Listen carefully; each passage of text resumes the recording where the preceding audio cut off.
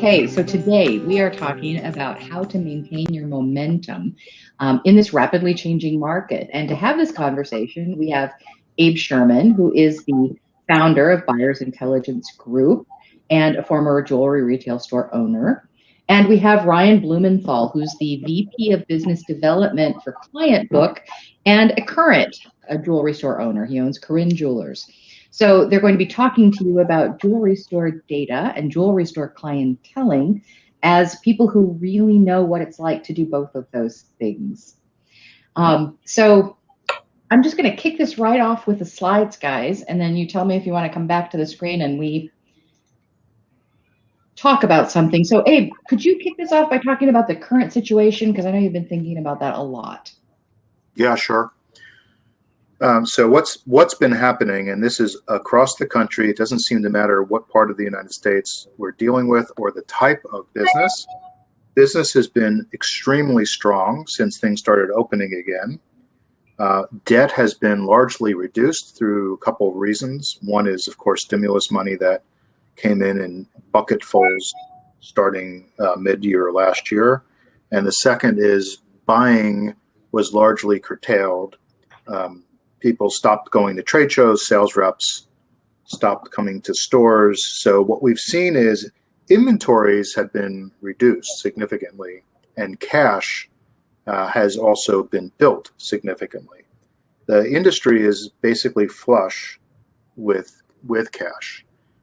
What that's done is it's put almost everybody we work with. In fact, I was thinking about this yesterday as I was reviewing my notes. I can't think of a retailer who is not in better position today than they were a year ago. You know, a year ago, we're all worried about whether we're going to ever open again and whether the zombie apocalypse was real. And today, people are asking, okay, now I got this pile of cash, what do I do with it? In fact, at our performance group meetings, what do I do with cash today has been a subject that's come up at every meeting.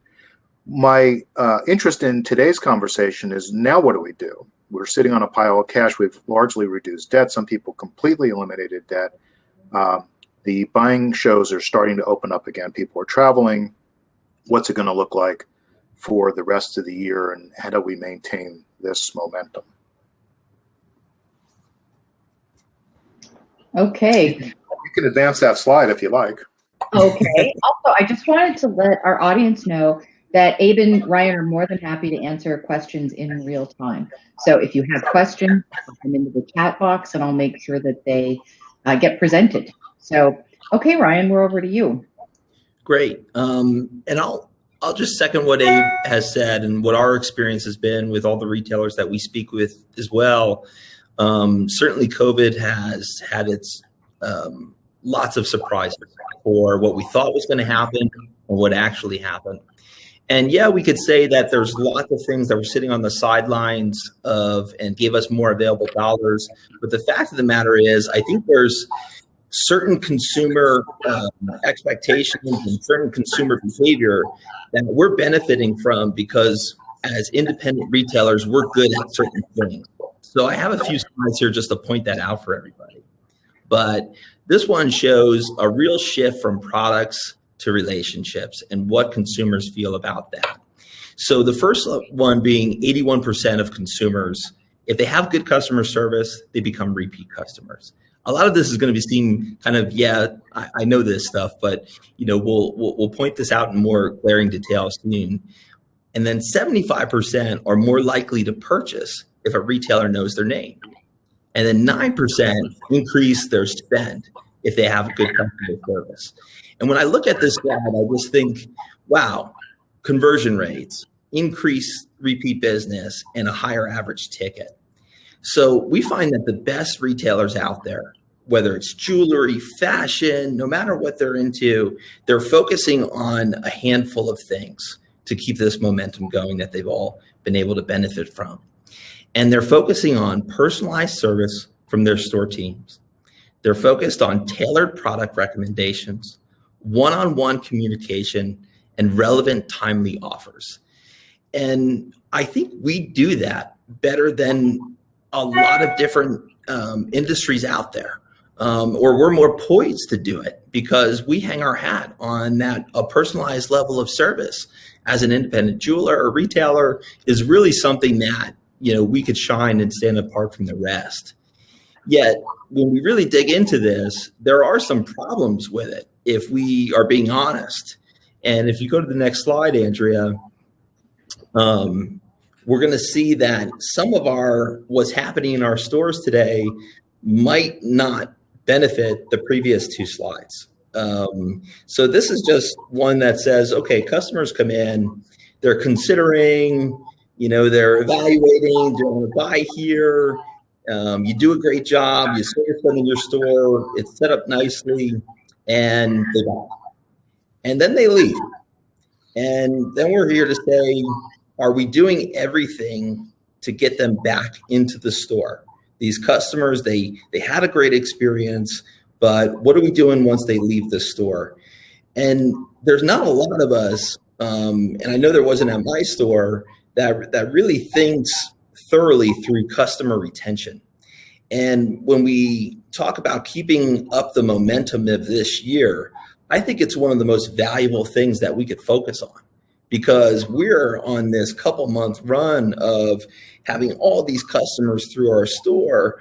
I would hope that we want to develop a plan to keep them coming back, and not just, hey, marketing's great, but what's your plan for customers that came through your door? How do we get them back in?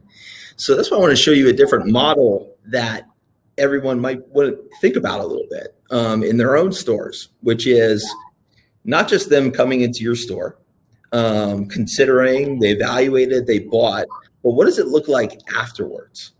This is a model done by McKinsey that really shows a customer retention model of what you might need to do.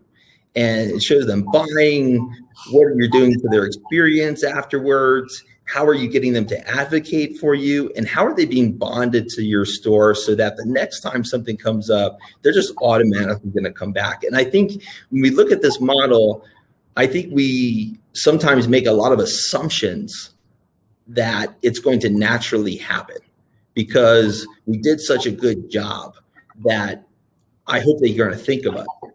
But when this comes back into play with all these other things coming back on, like travel and all these things, they're going to have more options. More people are going to be in front of them, and we should have a more thorough plan to execute this. So that's one part of this. The other part is, okay, if we wanted to do this, what might we need to do? And then it starts getting a little wild because we're going to see a bunch of things that we might have to do in order to make them advocate, in order to create a bond to the store. And I won't read them all out loud, but these are things that if you're a retailer, you might aspire to do these. New inventory comes in, who are we telling about it? Service reminders. We all say we want to do these 6-month clean checks. How are they being executed? Following up from an in-store visit, they didn't buy anything. How do we get them back in? Post-sale thank yous. If we look at this, are we executing on this model consistently? The answer is probably no, because there's a lot of barriers to it. And we take a look at this list, and you think about it on your own stores, how could you possibly organize that? It's just really a time-consuming task in order to get a retail staff to execute on all those things. Yet we know if we did them, that it's going to pay off in increased average ticket, more repeat business, our conversion rates are going to be higher. And so we think a lot about this at Clientbook, and I think a lot about it in my store of how do we keep the momentum going of this year. And I think a lot of it is executing on those things that we just highlighted from a clienteling perspective. And when we look at our own capabilities, it's hard to do that without some level of automation and plan for it. Because when you look at that, if that task list kind of overwhelms you like it does me, then we really need some help in order to get those done and to get them done consistently. Otherwise, we're just going to do it some of the time. And that's never a great plan. So I added this as, how do you do this efficiently and personalized through automation? And what does that even mean? Well, it's always a battle once you start putting automation into certain customer interactions because, okay, does it look like it's automated? Is it a computer that's contacting them? And if we do that, is it taking away from this personalized experience that's kind of the hallmark of our brand? And the answer is it doesn't have to be. Great technology is, in my opinion, for retailers, we want to do that through people. There's lots of technology that their aim is they take the human element out of retail. And I think that's a bad mistake for retailers. It's not about a chatbot. It's not about how do we get them away from your sales associates. Your team is why they're coming to you. That personalized level of service, we just want to execute on it better. So I would encourage everybody as they're thinking about how to keep the momentum of this year up, of how are you enhancing your personalized experience at scale, and how are you doing it every day, but doing it through your associates and bringing in a little bit of automation, but not losing the human element that makes you so popular in the first place. And I'll just add that, the first couple of slides were pointed out, the personalized experience. I think this is probably the most exciting time in 40 years for a independent retailer. I really do. And I think it's because people are gravitating to those personalized experiences. So it's a great time to be in this industry.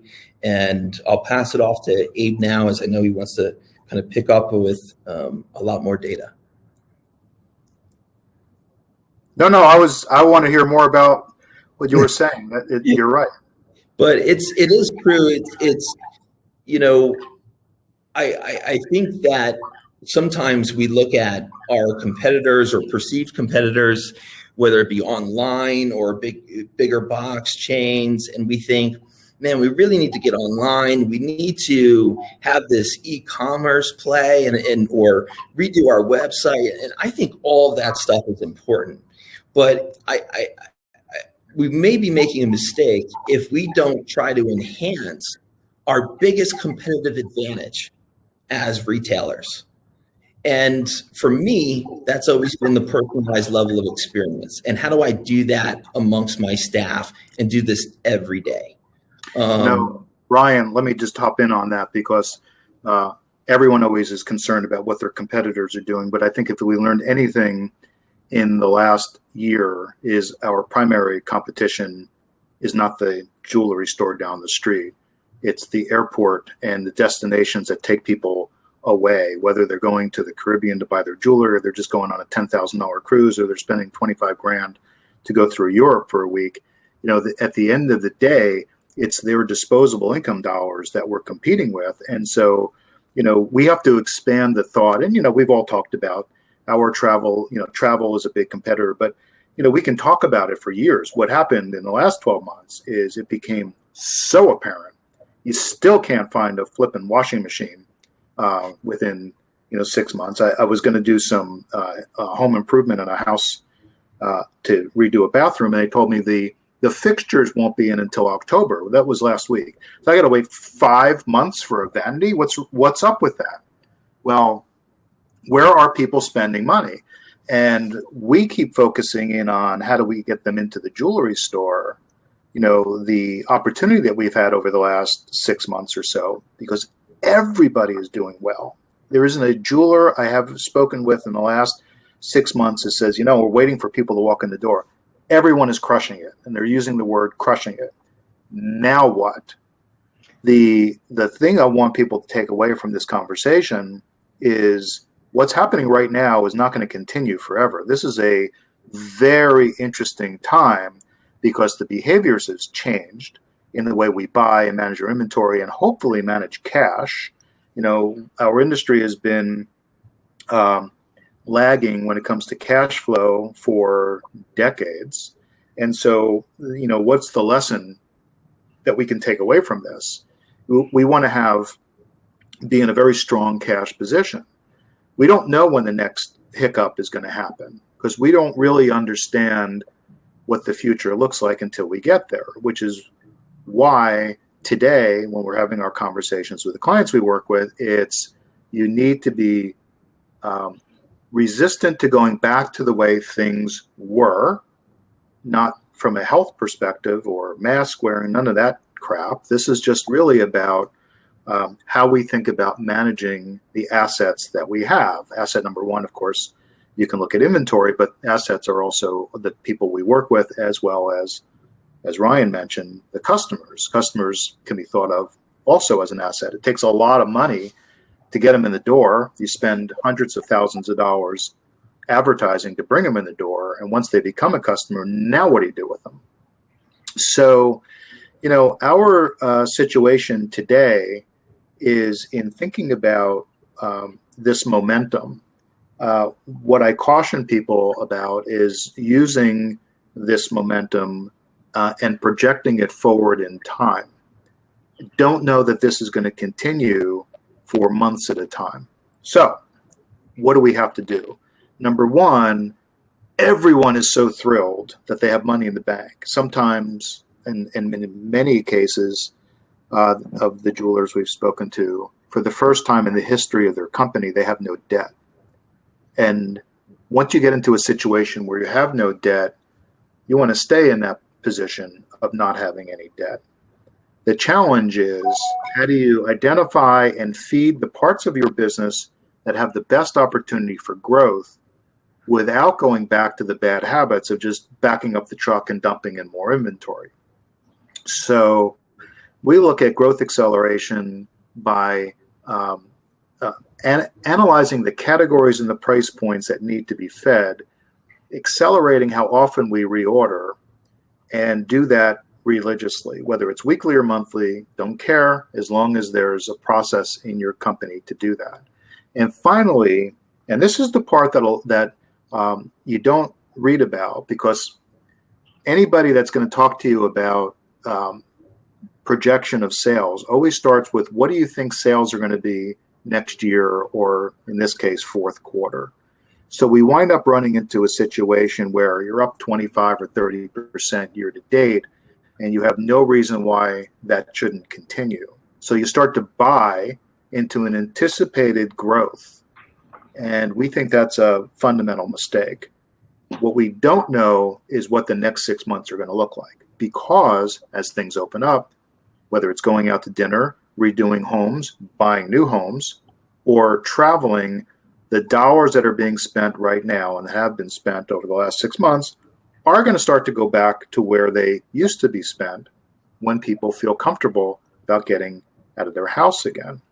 So don't anticipate growth, but manage what you already know that's happening currently, because there's enough stories to be told from your current category analysis and price point analysis. And we have just a few slides to drill into to show you what that looks like. So here's an example. This is real-time data. I just did this a few days ago.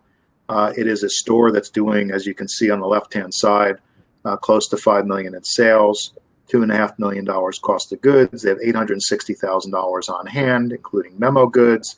They're getting a turn of 3 times. I'll guarantee you, if we looked at this data a year ago, their sales would have been lower, their cost of goods sold would have been lower, and their inventory on hand would have been higher. These things have flipped. So if sales are up 20, 25%, they would have had $2 million at cost of goods sold and say $1.2 million, $1.3 million of whatever in inventory. Still very strong.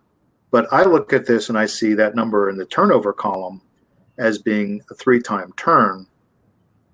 And I can look at this and I'll tell you for sure there are categories and price points within this particular business that we need to feed. So as we go through these slides, you'll see that we highlighted some of those areas to pay attention to. That was a hint, Andrea, to advance. I got it. Couldn't be any more clear that Andrea.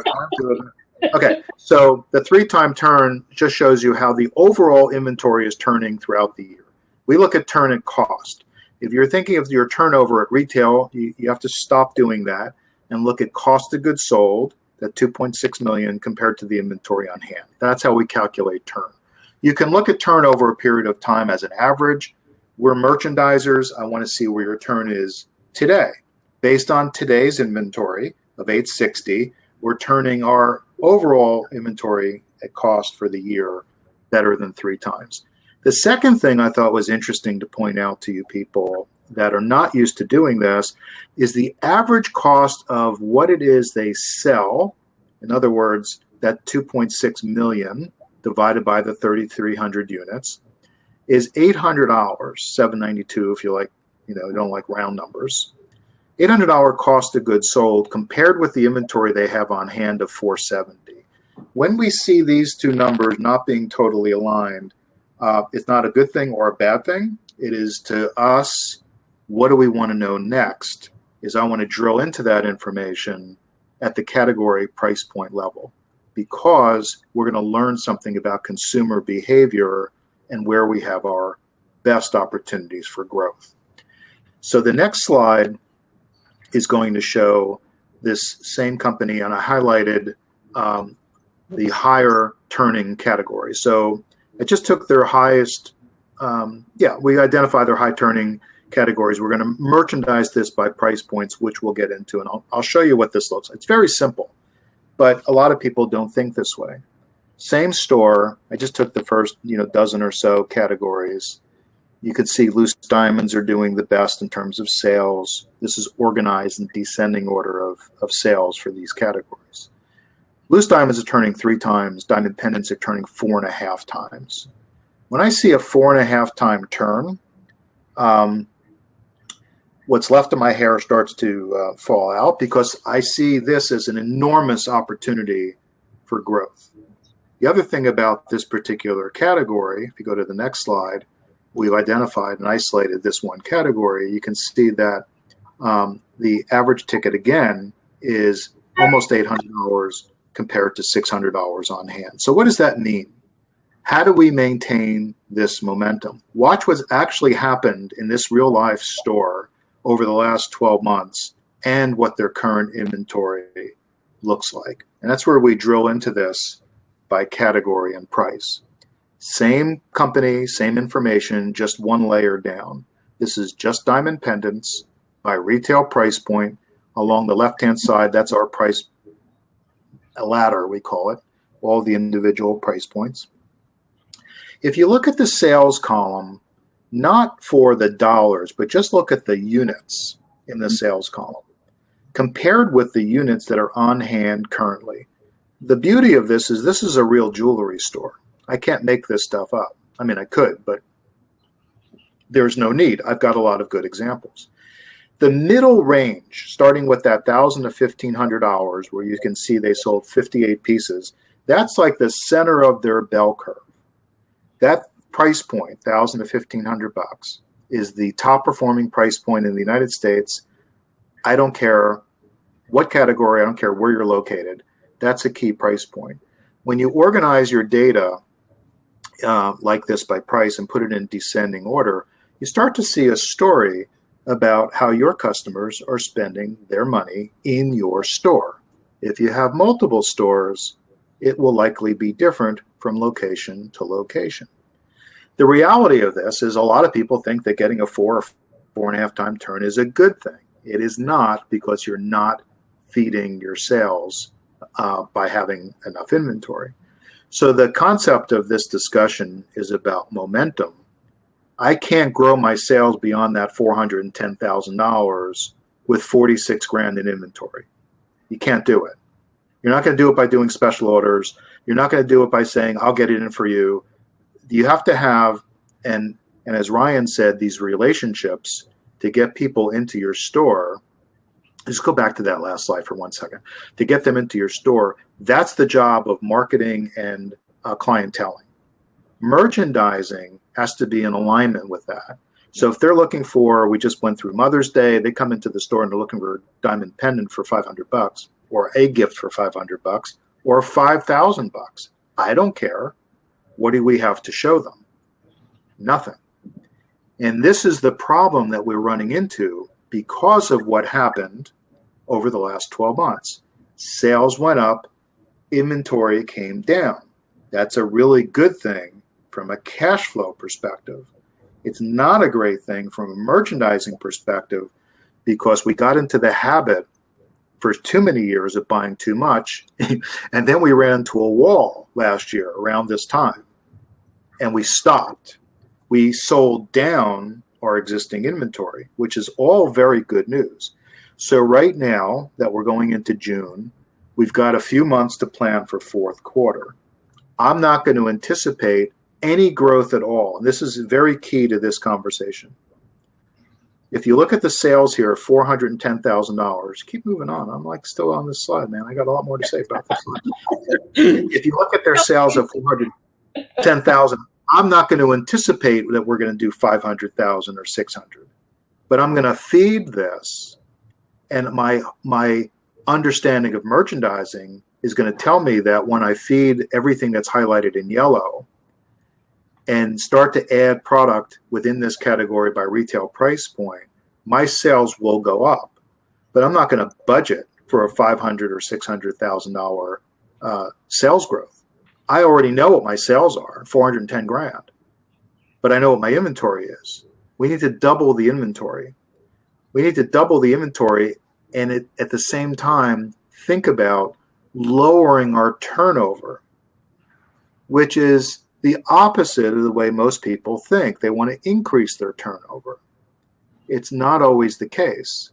And the two sides of this balancing act is cash versus inventory.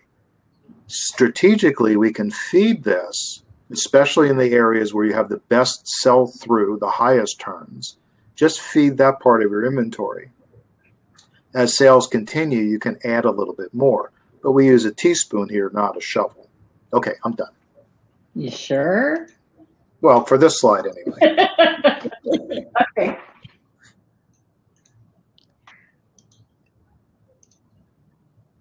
You can move on to the next one if you like. It's not, so you're beyond after you develop your plans now? Yeah, so this is good. This is good. Okay. Yeah. So as I just showed, you want to buy into the retail price point. So what does that mean? That doesn't mean you just buy stuff. It means you think about retail and work backwards. So that $1,000 to $1,500 is doing really well. Let's take the $1,000 price point as an example. Depending on the margin that you work with, and sometimes that is dictated by the brand. In other cases, with generic product, you guys have an opportunity to do whatever you want. Mm-hmm. Retail price point for a diamond pendant at $1,000 can cost $500 if you want to sell it at Keystone, or it can cost $400 with a 60% gross profit margin. There are people that take that $500 cost and mark it up 3 times, and then offer some kind of discount off of that price point. Regardless of your how you want to approach this, the key is you want inventory that's going to retail for, in this case, $9.95 and $11.99 and $14.99 and whatever. You want to build your price ladder at retail and then determine what your gross profit should be, and then buy things at cost that fit into those retail price points. A lot of people that are independents have never done that with their business. They just use a markup rather than starting with retail and buying into the cost. Next, of course, if you're not already doing it, and everyone should be doing this right now, is you must be reordering your fast sellers. You don't really need a lot more inventory. You just need a lot of inventory that's turning quicker. So as sales go up, it doesn't necessarily mean, although the example I just showed clearly needs more inventory. But in that case, if we double the inventory to 90 grand from the 46,000 he had and increase our sales, all I'm going to be doing at that point is just reordering faster. The showcases only have so much space. So merchandising your store and allocating your showcase based on your sales per linear foot is, you're not going to start to just squeeze in more product. I mean, most people do, and it looks terrible. But you can increase your turnover of that same inventory, which is what we like to do. So you want to buy at retail price points, decide how many pieces you want, reorder your fast sellers. And then because things are going to likely be changing between now and the end of this year, what you really want to do is review this. You don't have to look at this every month, but at least quarterly, or at the worst twice a year. You want to be thinking about how to adjust your inventory levels by category and price point to make sure that as consumer behavior changes, and this is definitely going to be a dynamic couple of years that are coming for a lot of reasons, cyclical, that you're going to be having to respond to it much faster than we have in the past. This year's fourth quarter, we have no idea what's going to happen, especially travel to other countries. So people are still planning to go someplace and spend 20 grand, and they can't go to Paris or wherever fourth quarter. They're going to have that money sitting on the side. But I expect very uneven openings and behavior with customers over the next 6 months.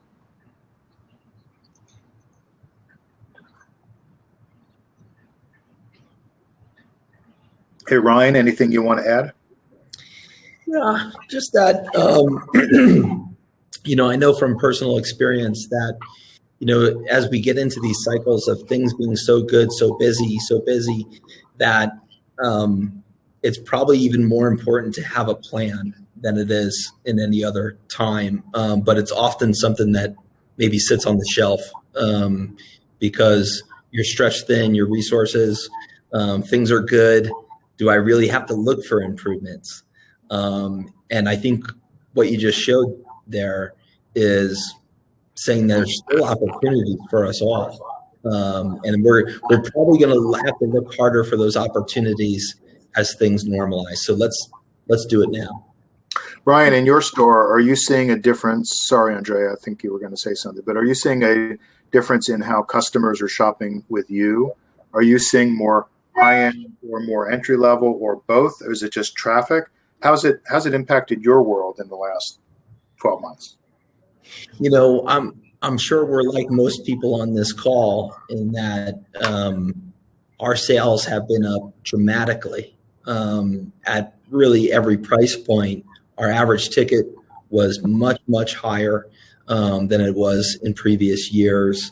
Our store traffic was up, just about the opposite of everything I told my staff was going to happen. At the start. Right? At the outset. I have some really great notes of a store meeting I ran that I tell everybody I'm going to save that forever because I want to point out, well, here's what Ryan told you was going to happen. And then the opposite happened during COVID. So it's been a really wild past year. And when I talk to a lot of friends, we're all kind of on edge about what's to come. Because we really would love to keep this momentum up and we want to see our businesses this way. And I think we could do it. We just have to acknowledge that we got to look for these scores. Even though times are good, we got to look for some areas that we can improve. But there's something else you guys are saying, and I think it's really important to point out because you're saying plan. And not everybody uses the word plan the same way. It's not like, here's what we're used to doing and we need to stick a plan in front of it. You guys are talking about being less transactional in our business, to stop being so linear and to add a bunch of depth, by looking into the merchandising numbers and feeding the inventory categories and price points that customers are expecting. And Ryan, you're saying in your clienteling, don't just wait for the customer to walk in the door and then hope they come back again. Stop being so transactional in all of that. It's not just doing more stuff, it's a different way of thinking about the way we run our businesses.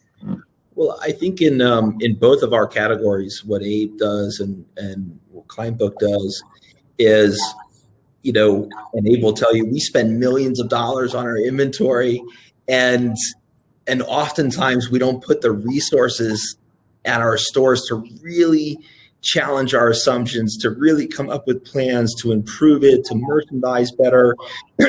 Yet we're spending an incredible amount of money just on the asset. And the same thing with our clients that came through our door. We worked so hard to get them to our store. When you think about what we have to do in marketing dollars in order to get them just to walk through the door. And yet we might not have a very firm plan for customer retention. It's just something that we kind of think about. We know it's important, but there's not necessarily a solid plan for it. So Anne is posing a question. She's saying, Ryan, you've told us great things about clienteling and getting to know your client. And Abe, you've told us how to manage what we have to make sure we're meeting our customers' needs and keeping the machine running efficiently. How do the two of you suggest using this data and information received with your vendors to help ensure they're on the same page? So what kind of data and information are key to share, even if your vendors are not part of the big network? You want me to do that? Yeah. And then Ryan's got a story of a vendor that stopped in to visit him a month ago and wanted to start with let me show you what's new for the spring. And he just basically kicked them out. Okay, so the challenge in the industry is the manufacturers don't understand retail. The retailers don't understand manufacturing. We speak two different languages. Retailers think in terms of categories, engagement rings. Manufacturers think in terms of collections. So we are working toward having both sides be able to speak with each other.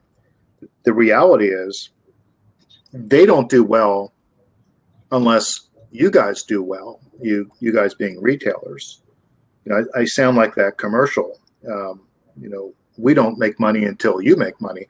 It's the same with the manufacturers. They're not making any money unless you're selling their product.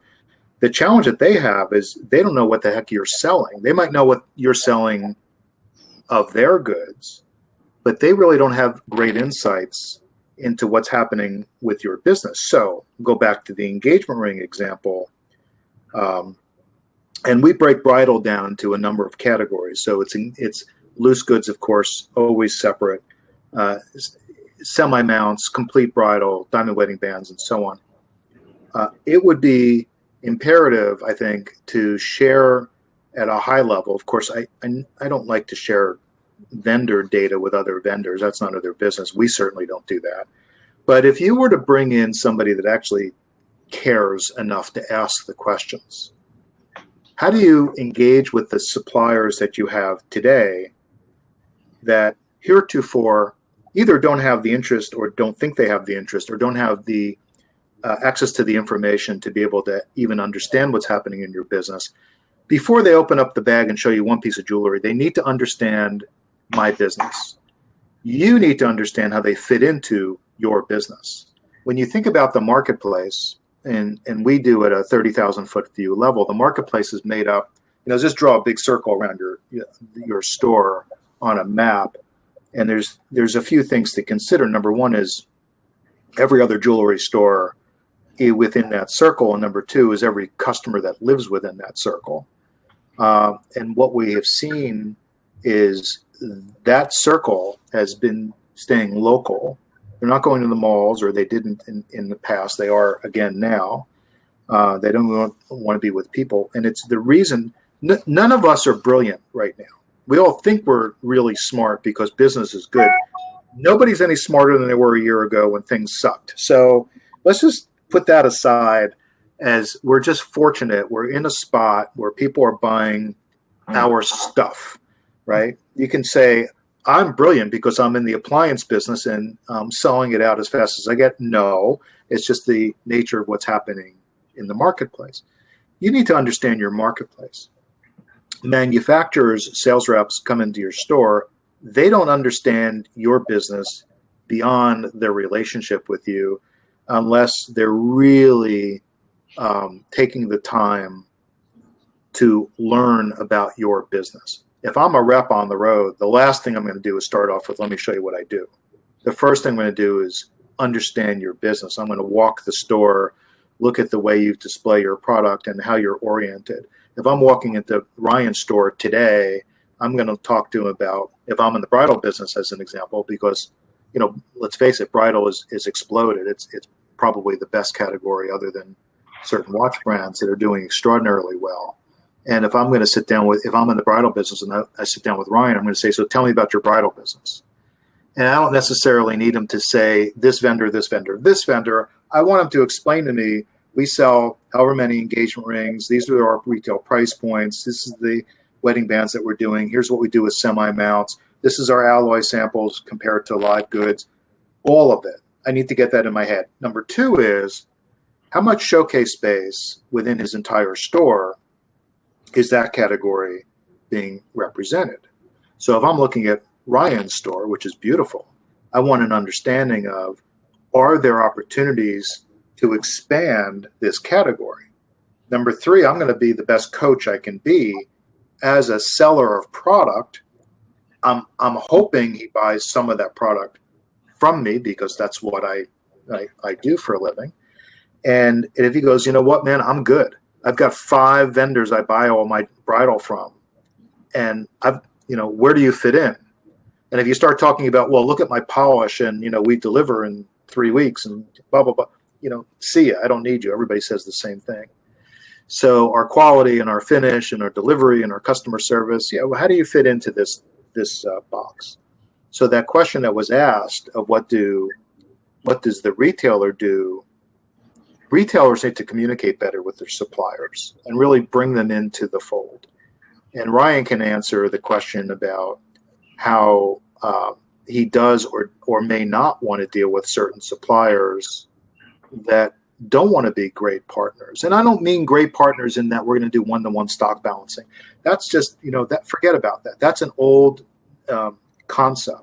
It's about really what are we doing together to make both of us successful in this particular category, which, by the way, I can buy from anybody. We're not doing, we're not selling plutonium here, and we're not building bombs. This is just us. We're just buying and selling jewelry that we can get from any supplier and sell to any jeweler. So the relationship, as Ryan went on with you guys, you know what you need? You need client book for vendors. You need them to be able to work better with you, because it's, in my opinion, the future of this is not about product; it's about relationships with the jewelers. It's the word partner gets thrown out a whole lot when it comes to vendors, and we partner with the retailer and in these things. And for me, I don't know, without a sharing of information, how that ever comes in a meaningful way. Abe wouldn't want me to compliment his company so much, but I'm able to communicate with my suppliers through this network in a way where I really do have partners now, where we have alignment in how we see my store and how we could get to a greater level of success together. And for me, it's been really meaningful because it shows me that they put thought into it, that they're not just trying to come to me with some boilerplate presentation, but rather based off data, here's what we're going to be able to accomplish together, Ryan. And let's test it out. Let's experiment here. That's a partnership. And I know sharing data is still new, but I got to tell you, I'm so excited that that's a part of our industry now. Whereas 10 years ago, or when I was learning from my parents, it was nowhere like that. It wasn't even a part of the discussion. And I have vendors now come in and they present to me my data. And in a really meaningful way, and we have great meetings. And then I have other ones, they come in and they just want to pull out their line. And I would say, well, there's no thought to this. And, certainly these next couple hours we're going to spend together could be way more meaningful if you guys have an understanding of my business. So I think it just has been a really great thing for our industry. And I just hope that we keep moving more towards that and not away from it, because I think it's really helped me out. So what happened a month ago when somebody came in to visit you and they wanted to talk about Well, you tell that story, because I thought that was kind of fun. I said, a vendor comes in and they want to show you the line, and I simply say, I don't shop like this anymore, and I need this to be a targeted approach based off my data. And I need you to go back, take a look at reports, and I want you to represent this to me in a meaningful way, so that we're in alignment for what my goals are for your line. And meeting over, and then nothing really came from it, so it'll go to somebody else. And because for me, it doesn't show great care towards an account if that's the way that you approach it. Isn't that ironic, though? Here we are talking about connecting with your customers, and in your case, because of Client Book, but the concept of reaching out and doing more with customers from the retailer. But yet we've got the other side of the industry, and we need them to work with us like we work with retailers or with consumers. And it's a very important two-way street. I was just talking with a client yesterday who's a retailer, and she was informing me of something that one of her primary suppliers couldn't do. And that sounded odd to me. And that she's been buying from that supplier for a long time. So after our call, I picked up the phone. I called the guy who owns the company. I'm like, you guys do this, right? He's like, yeah.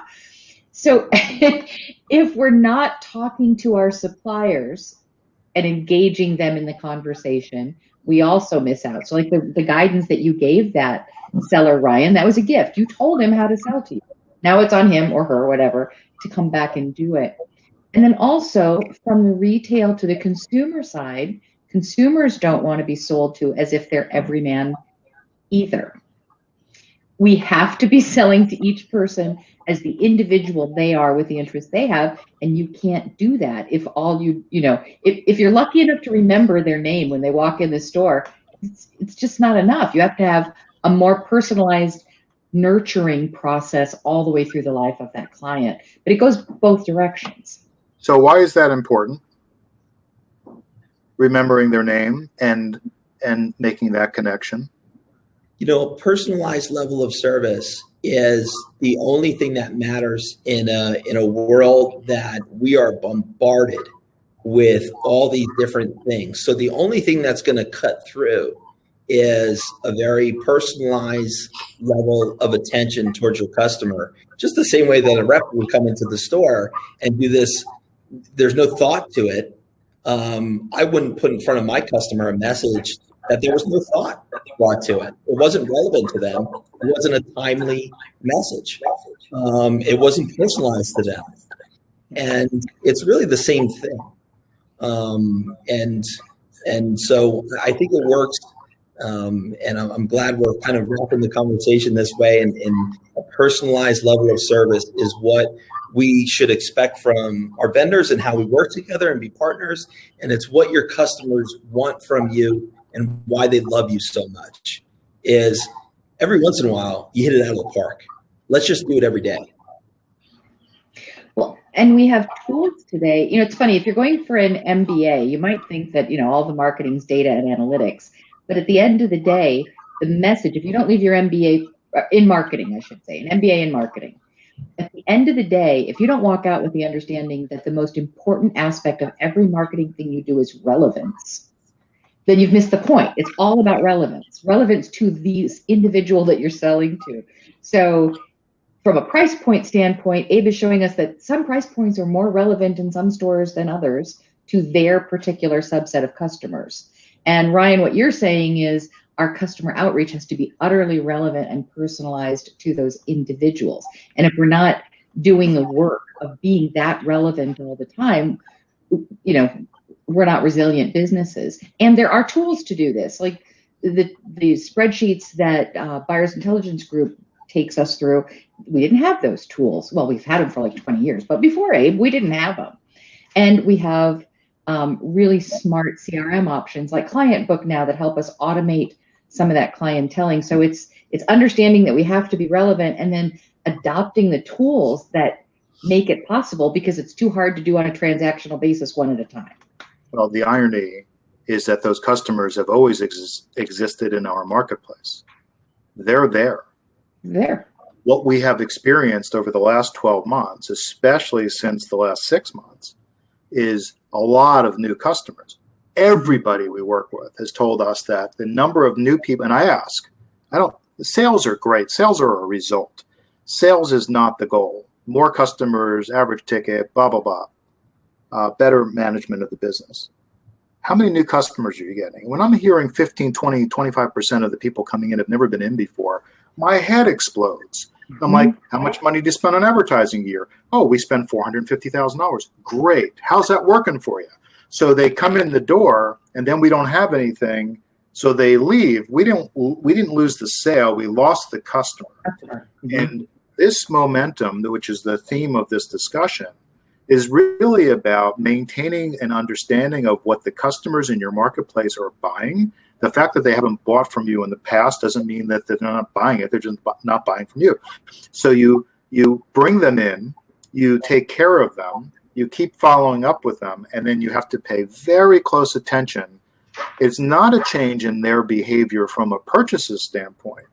I don't want to get that message wrong, is that people started spending differently in jewelry stores. They just started spending differently in your jewelry store. They were always spending this money elsewhere, whether it was on a cruise ship. Right. Yeah, they just weren't buying it for me. So I'm going to go away and I'm going to buy, whatever, and I'm going to use that as, oh, I bought this when I was down in that. We were there, and so we, as a memento of the trip. I don't want them to get on a cruise ship and go elsewhere to buy. I want them to buy from me. But when you get the answer, my customers don't buy that. Well, yeah, because you don't have those customers. They are buying that. There are some stores that are very high end that don't need it. But even for Valentine's Day or Sweet 16 parties, some people want to buy things for $500 or $1,000, and it could just be a gift for a teacher. Even if they have a lot of dough, they just want to deal with you. And as Ryan will continue to trumpet, you want that relationship so that they come to you. You don't want them to go elsewhere. And from our perspective, I just want to have enough of a selection so when they walk in, we can take care of them. It's not pigeonholed into anything. It's understanding the entire price ladder within every category, looking for opportunities for growth, and then getting after that.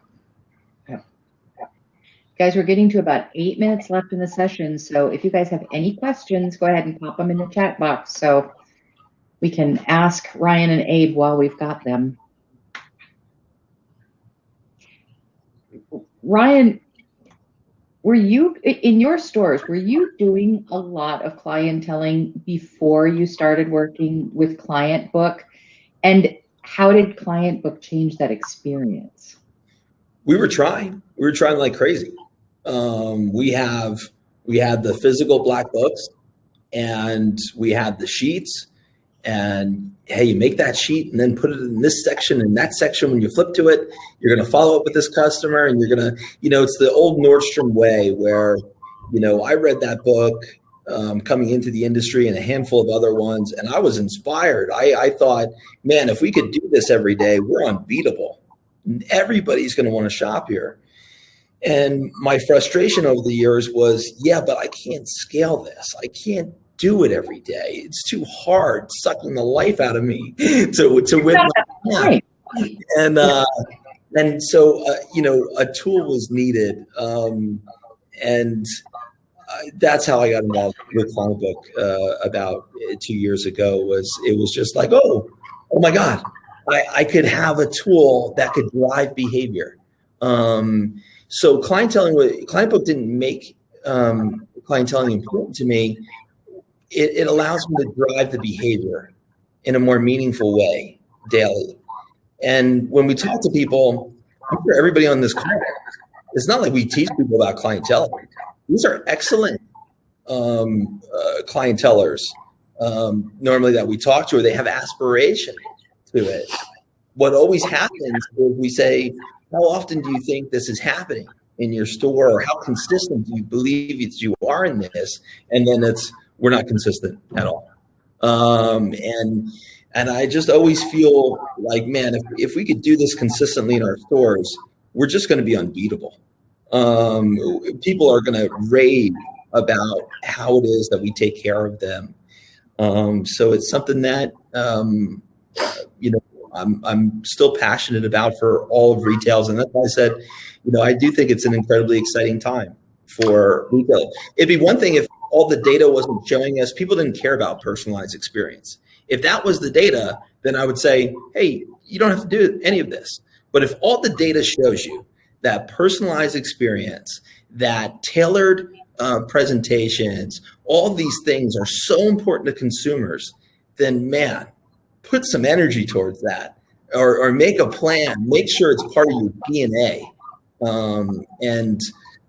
So when you do that, you're going to have really happy customers, really happy sales associates, and a really great feeling around your store. Does it make it easier to train salespeople? Yeah, because it's impossible for a sales. If we take a look at those lists of things, it's impossible for a sales associate to be expected to do that consistently, if we're being honest. So you could sit here all day and say, hey, they could go on the point of sale, they could look up at the birthday, or they could see this, and they should be able to do it. But that's not reality in the stores. They get busy. They have to look through different places. All of it starts to become time consuming and difficult, and then it doesn't happen. You mean sending out 1,500 birthday cards a year doesn't move the needle? Doesn't move the needle. I was having flashbacks as you were describing this to being in retail. And it's like, we used to send out birthday cards. It's too damn impersonal. What you just described is an ongoing relationship. They know that the birthday card is just, goes in 2 weeks before the birthday. Oh, what a surprise. My jeweler sent us a birthday card because I'm going to remember that I have to buy a birthday present or anniversary or whatever. You're at a very different level with being in touch with them on an ongoing basis. And that's why it's important to continue down that road. And what I also thought through COVID was a great thing that, all this interaction happened when they were outside of our door. And I think it really showed us that, wow, by the time they came into the store, we had a presentation ready for them. They knew what we were going to talk about. They had a wonderful time, and they converted at a higher rate. That doesn't end. That doesn't end because of COVID. That is a constant now, that I can have a customer. I'm at Client Book's office right now. I have a customer text me yesterday to say, oh, yes, my daughter's birthday coming up. In 3 seconds, I can assign this to an associate. They start sending gift ideas.